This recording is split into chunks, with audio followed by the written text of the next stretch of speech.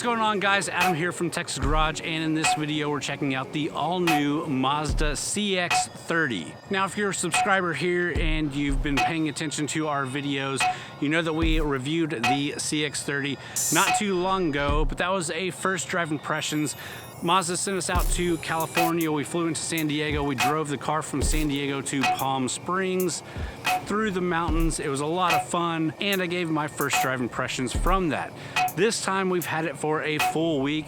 We've done our day-to-day driving with it, and I'm gonna let you know exactly what I think about this vehicle, not being swayed by going to California, not being driven in ideal locations or roads, but on my day-to-day boring drives and with the family and getting groceries. Let's just get into it. All right, well, first things first, before we can get into anything else, we got to talk about the cladding on the exterior here. So in my first drive review, this was obviously the biggest issue with a lot of people in the comments.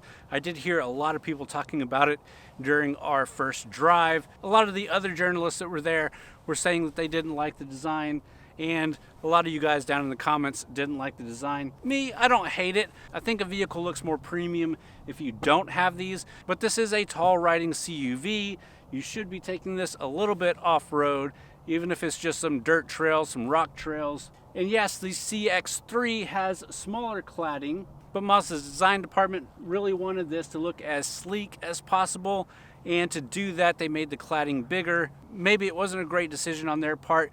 Maybe they'll change that in some future design updates. Personally, I don't see it as big of an issue as a lot of people, again, down in the comments were making a big deal about it. But I do see your point, obviously. But now that we got that out of the way, let's do a little bit more on the exterior, and then we'll jump inside because it's freezing cold. No, literally freezing cold out here.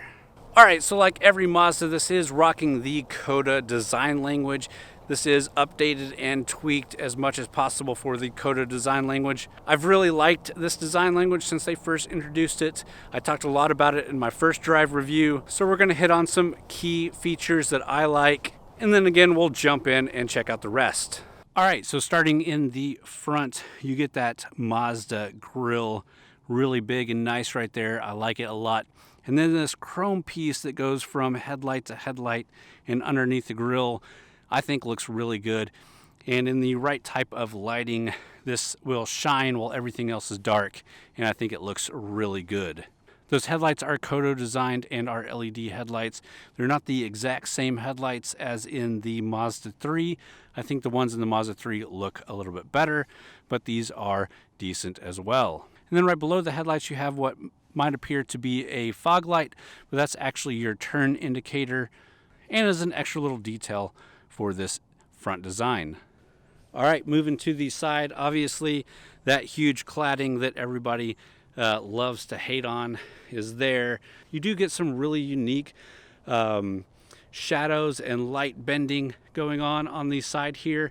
Everything comes out in a very S shape on the side here. I think that's really cool. I like how they do that with their designs. There's no hard edges on anything here. Everything is a smooth, curved surface, so you're not getting any of these hard body lines. But they do pay a lot of attention to their highlight and shadow catches. And this little S that you get in the doors is a pretty cool little feature. Wheels here are 18-inch wheels with some Bridgestone tires on them. You actually have a pretty thick tire with a soft compound. This, matching up with the bushings and suspension, give this a really great ride. And I don't think there's anything really too exciting about the wheel itself. It looks okay, but I'm sure the aftermarket will have a lot of cool stuff coming out for that. Just looking at the roof really quick, you do get these nice roof rails. It does look like you can clip in maybe some crossbars there. And we have the sunroof on this one.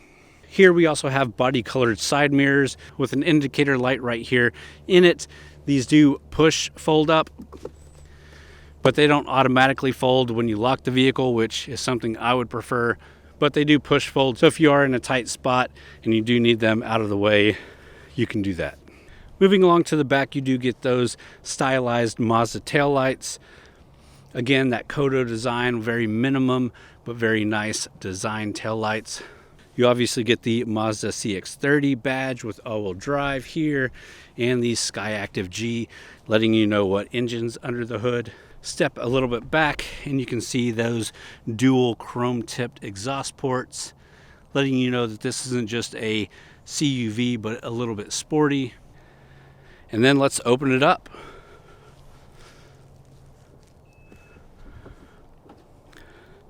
It is an automatic lifting tailgate. You get the board here. Let's change our exposure a little bit. So you did get a cover board that can be removed, and you get a good amount of space here. And one of the big improvements made on this rear hatch is that it has a wider opening and a lower entry height. This makes packing this so much easier.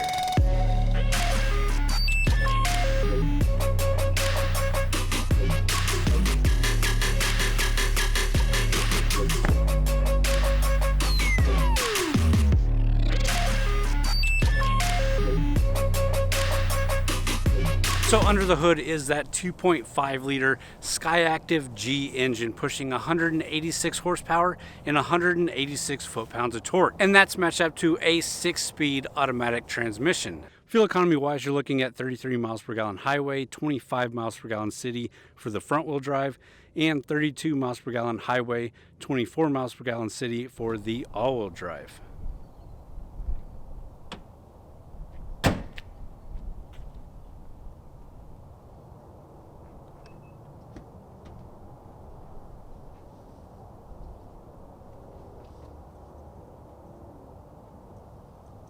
Alright, so let's hit on the interior of this car. So this one has the black leather with brown accents. It's a really premium looking and premium feeling interior. Now, of course, this is the premium package with all-wheel drive, the same one that we drove in California.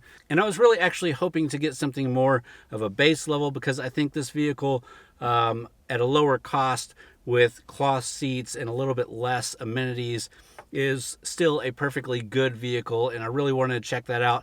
Maybe I'll still get the opportunity to, but this one is the premium. So one of the things Mazda focused on when designing this interior was a very driver-centric cockpit. You definitely feel that sitting here. Everything is symmetrical, everything feels centered. It's a really nice driving position. But then once you get out of the driver's seat and sit anywhere else in the car, it's supposed to feel more open and airy. And that's for sure with the passenger seat. Me and Forrest were driving this thing through California and had no issues. It felt nice and big. We even jumped in the back seat just to check it out. And the back seat behind the passenger was just fine. The back seat behind the driver, a little bit tight. But I assumed that my kids would fit back there just fine.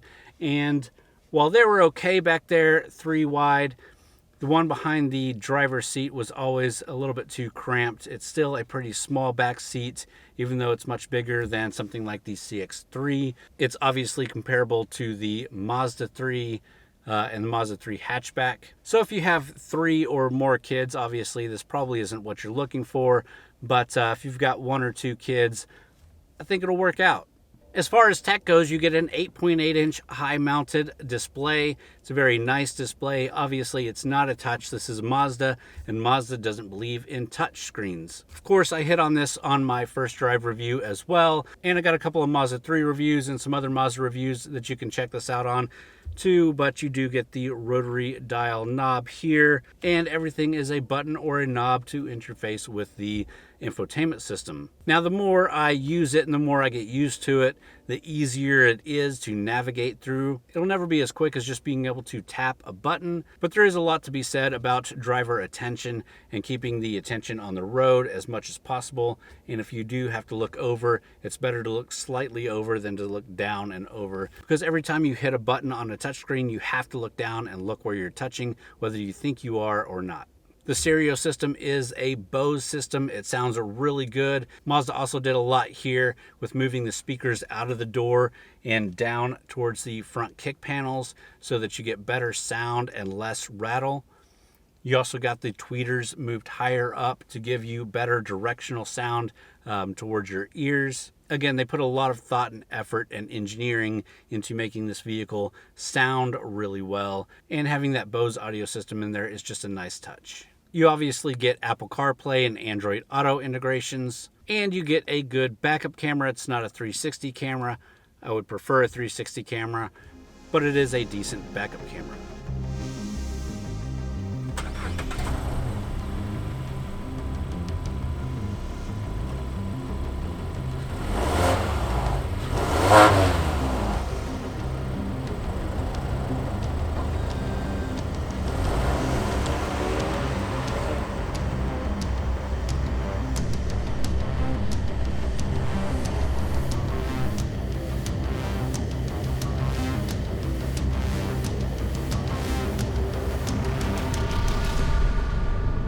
So during our first drive in California, we spent a lot of time driving this thing.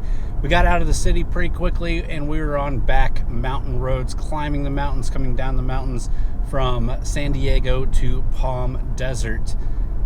And now that we've had it for a week, I've been driving this thing on my day-to-day drive, going to the grocery store, hauling the kids around. And I gotta say that the driving dynamics of this car is really what makes it stand out over anything else. This is a very comfortable car to drive. During our presentation with Mazda, they emphasized a lot about the new design of the seats, the seating position, the steering wheel and pedal position, to making a vehicle more comfortable to drive over long distances without hurting your spine, without hurting your legs. And I can definitely say, with all the driving that we did in California and now the full week of driving that I've done here, it seems to be great.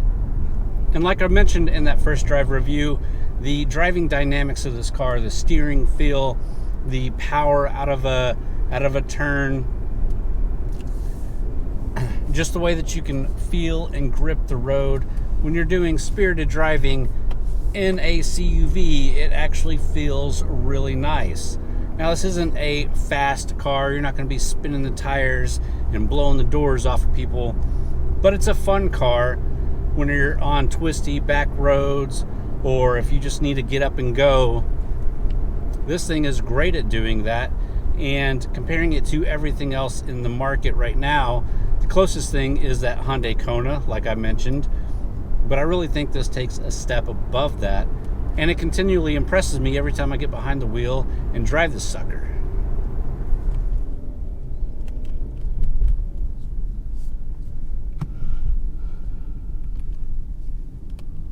And just to show some of that spirited driving potential, we put it into sport mode, put it into manual shifting mode, and let's hit this little track.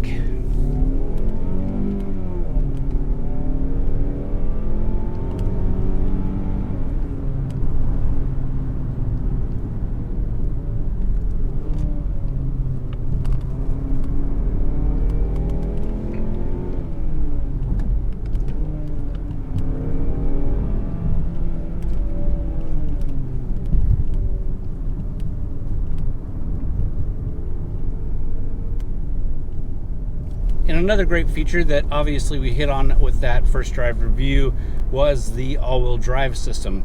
During that drive, I was able to take it off-road. We did some really crazy kind of off-roads in the mountains. During this week, I haven't had the opportunity to really do any off-roading. There's no off-roading trails in my day-to-day driving life. And while it handled itself well with ground clearance and traction on the off-road that we did there, the four-wheel drive is really meant to be for traction on-road. And we did get plenty of bad weather with rain, with ice during the week that I've been driving this thing. And again, it's handled itself really well.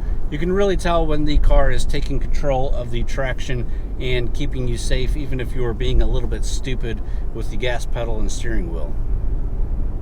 All right, so before we wrap this up, let's hit on the price and what this compares with. Price-wise, you have a starting MSRP of $21,900. You can move up to the Select package for $23,900. And then the Preferred package for $26,200. And then the Premium package, which is what we're in, starts at $28,200. And the actual MSRP on the one we're driving actually isn't even listed. This is such a new vehicle, but you could expect it to be right under that $30,000 mark with destination charges and a little bit of extra equipment that we have. So what does this compete with? Well, the Subaru Crosstrek, the Jeep Renegade, the Hyundai Kona, which I've talked about before, the Honda CHR, the Nissan Rogue Sport, the Kia Soul, and Mazda even likes to put this premium model up against the Lexus UX. So in that group of competition, I really like the Subaru Crosstrek if you're actually wanting to do some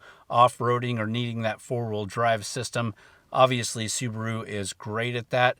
The Crosstrek looks pretty good, but the interior quality and some of the tech that you get isn't really quite up there with some of the competition. The Kia Soul is a nice vehicle if you're looking for that quirky look. The Rogue Sport is really a great vehicle if you're looking for a base, just kind of standard CUV. No really big bells and whistles, no really crazy design or anything like that. Just a really standard kind of basic CUV. Obviously, one of my favorite in the category is the Hyundai Kona. I think it looks great, it drives great, and every time I've driven one, I've really been impressed with it. This is the closest thing that I would say that impresses me as much as that vehicle. The interior quality here is really nice. The driving dynamics here are really nice, especially for this segment. And obviously that exterior style, I really quite like it.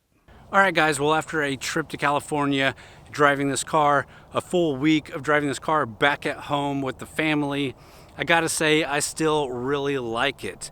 It's one of my favorite in the segment. Like I said, if I wasn't getting this, it would definitely be that Kona, but I really like the design of this. I really like the way it drives, good fuel economy. Just at the end of the day, it's a great vehicle, and I would definitely recommend it if you're in the market. With that, I hope you enjoyed this video. If you did, hit that thumbs up button. Leave a comment down below. Let me know what you think about the CX-30. And as always, guys, thanks for watching.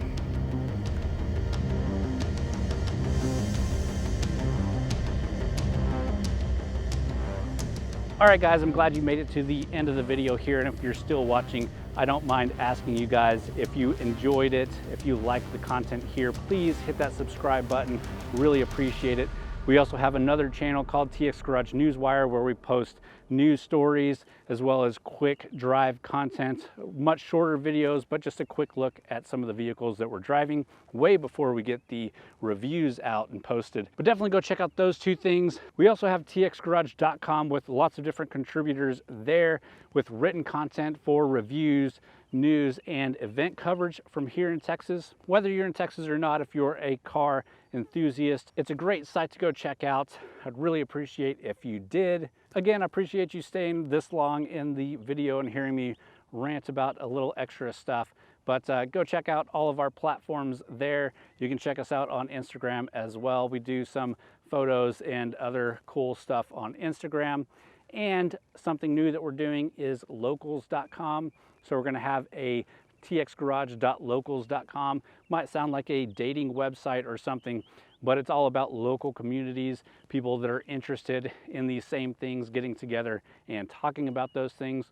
So we're starting a txgarage.locals.com. It's kind of like Patreon. You can see your page, but if you want to interact and be involved with a lot of the content, it is a paid thing. Anybody that pays is super appreciated. So go check that out. Check out txgarage.com. Subscribe to the channels here on YouTube. And thanks, guys.